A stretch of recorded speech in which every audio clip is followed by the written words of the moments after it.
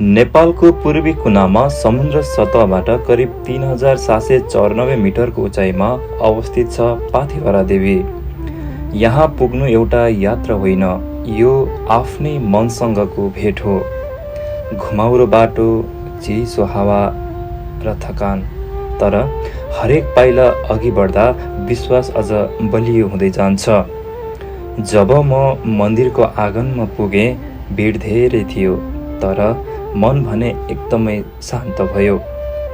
भक्ति भावले हात जोडेर एउटै कुरा मागेँ, सबैको जीवनमा सुख, शान्ति र सफलताको आशीर्वाद।